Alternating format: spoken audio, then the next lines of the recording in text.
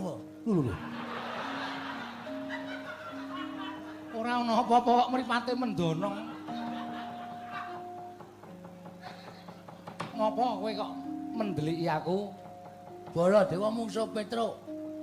Aku nek metu ning alun-alun Petruk Glotro Baladewa aku mengkon pendonang-pendonong isin no.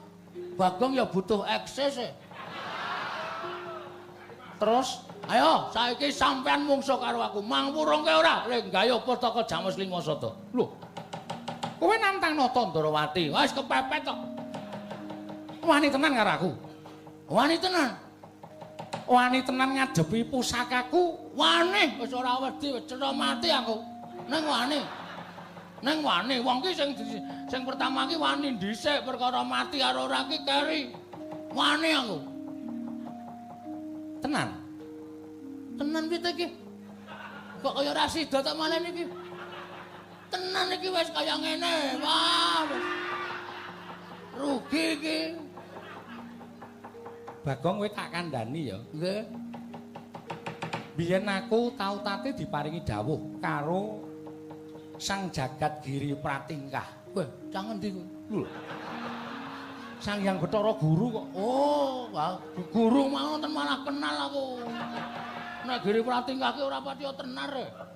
Bathara Guru ngoten malah pun tepung aku.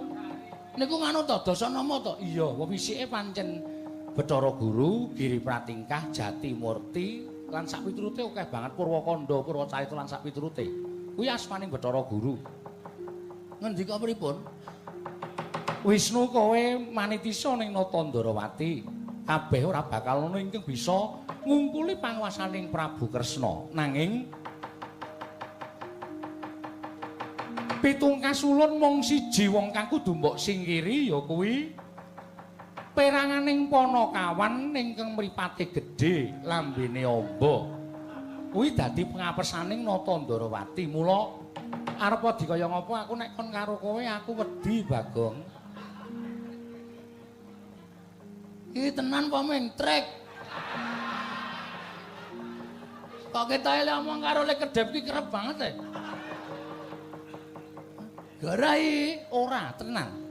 ah tenane. Iki tenan aku wis tau diweling kaya ngono mula tok tantang aku ora wani. Wah, wis kacau iki. Yakin? Iya ora wani. Wah, wis pahit.